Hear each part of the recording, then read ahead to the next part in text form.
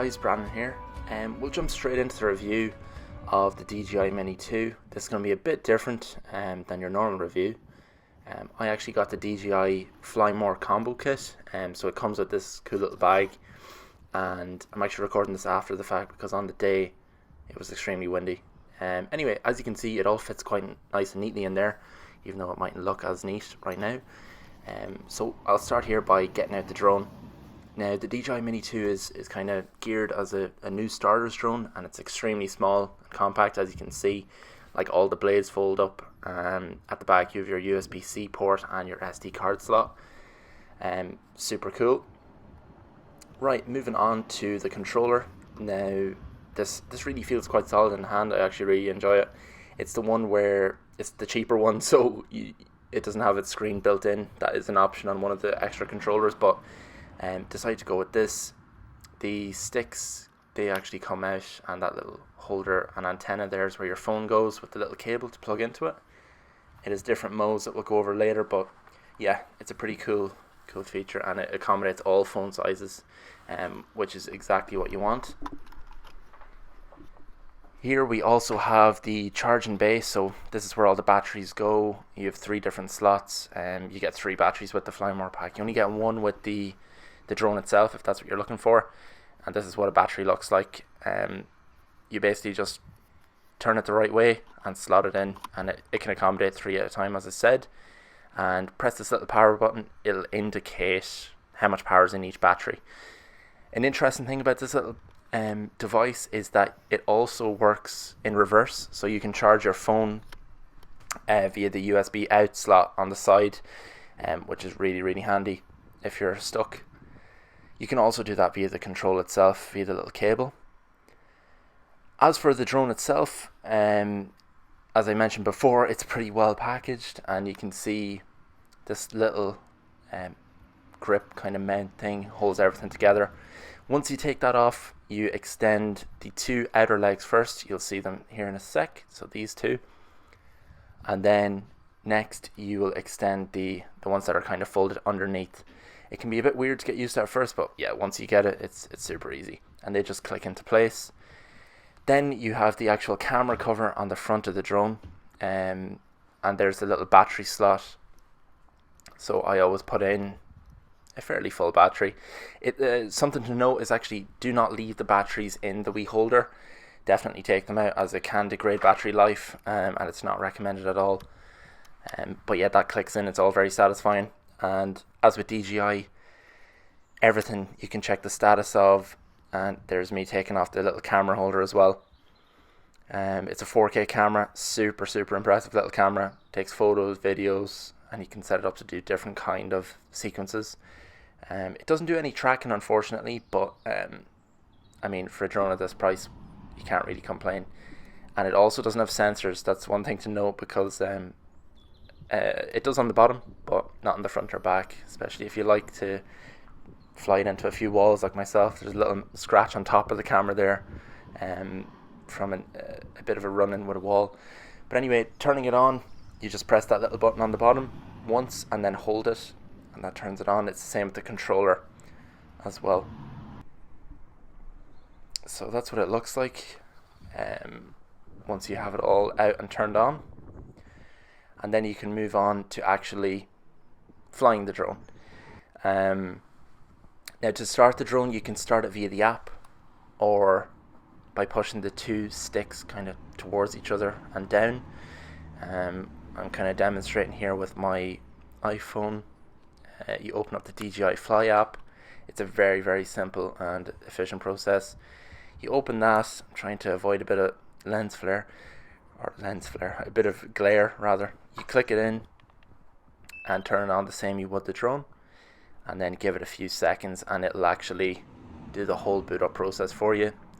And sometimes, I think in this video as well, we do it. Yeah, it gives you a bit of a suitable environment check, so you have to do a bit of a checklist, and then almost like a real aircraft. It's cool. So you just confirm all that stuff. I definitely recommend leaving that on if you're a first time kind of flyer, just so you get used to everything, and then you can start flying. So the way I started here, I actually pointed in and downwards, which starts it kind of on the ground, and then I raise it up manually. Normally if you start it through the app, it'll just fly up straight like that and hold its position straight away, but I just kind of like to do it manually. So yeah, we'll get it in the air and show you some of the controls now. Okay, so now that we have the drone up in the air, you can fly around. Literally, it's almost like operating anything in a game or whatnot. And your phone will actually give you all the detail you need about all the on-flight telemetry that the drone has, as well as what mode it's in. Here you can see I'm recording at the moment. The battery percentage is up the top right, along with your signal strength, how many satellites you're connected to, and also the mode that you're in. You can also use it almost like your phone camera. So see the way I'm tapping there to focus, change the brightness, literally like your phone, and then you can just snap a photo using the right trigger on the back of the controller. You can also see me switching between modes, and there's also a return to home feature which I may try out here. You just hold that in and the drone will actually return to where it took off. After every flight, or as the flight starts, the drone picks a starting point and will return to that location. So it's pretty cool. The drone itself, when you're looking at it, it's made of plastic and it's 240 grams in weight, so it gets under all the kind of licenses in the majority of places. And when you're packaging it up, I always start with the camera lens first, and then you just do it in reverse order on how we did it before. All in all, once you get it down, it's a pretty fast process, and there's no real complaints from me here.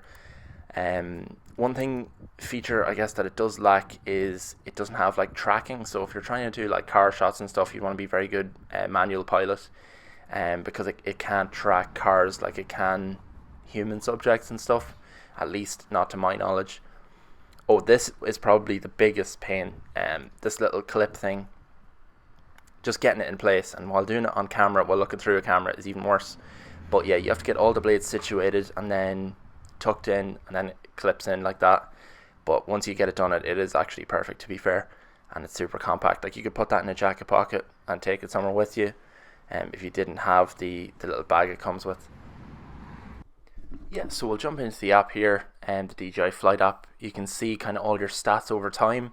It also stores all of your flights like a real aircraft almost, the distance you went, altitude, and the duration of your flight. And what's cool is it shows you actually a map and kind of how things progress throughout your flight, the entire flight. So here's one actually for the video I did recently for Christmas in Dundalk. You can see kind of the flight plan I followed to get those shots. It's cool to be able to look back on it for sure. One thing I absolutely love about this drone is the versatility that is possible with the type of shots you can get. Here you can see in my car, I actually got this to help sell it. A video of the car, just it flying around the car, and I just think that's really cool. Even if you're not selling a car, but you want it for your own personal record, it's pretty cool. Also, the night vision or night recording and photos should not be, I guess, underestimated with this drone. Yeah, it's a budget drone and it's kind of entry level, but I mean, look at the quality here. I'll put up some pictures on screen so you can see a bit more right now.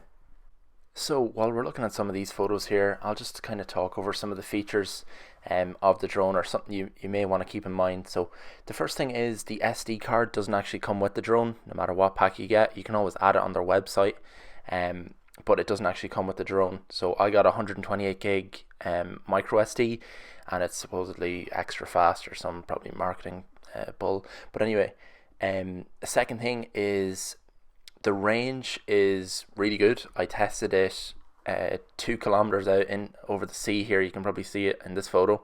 That's 2 kilometers from the shore, and it was perfect. No interruptions, no satellite drops or anything like that. Now you will be a bit hindered by buildings and stuff, so just be careful. The signal can be lost if you're in a kind of high-rise area and whatnot. Third thing is weather. Be mindful of the weather you're taking it out in. It can't be in the rain. It's not waterproof rated at all, and high winds I would avoid if you don't want to lose the drone. And like I don't mean like medium to high. It's pretty much fine in those, but really high winds, it'll be harder to control and you'll just waste a lot of battery, and it could cause problems. The drone will also give you like a high wind warning and could return itself to the landing spot if it deems necessary. Apart from that, I mean, you'll be extremely happy with this drone, and I'd recommend probably buying it on Apple's website. Price around, because the DJI store is not the cheapest, Amazon's not the cheapest. I found Apple to actually be the cheapest. They're partnered in some way, shape or form there. So yeah, I definitely get on that, check it out. And if you'd like future videos on the drone itself, or anything I missed, I just kind of give a brief overview, so I probably missed a lot. Do let me know and I'll be sure to put it in.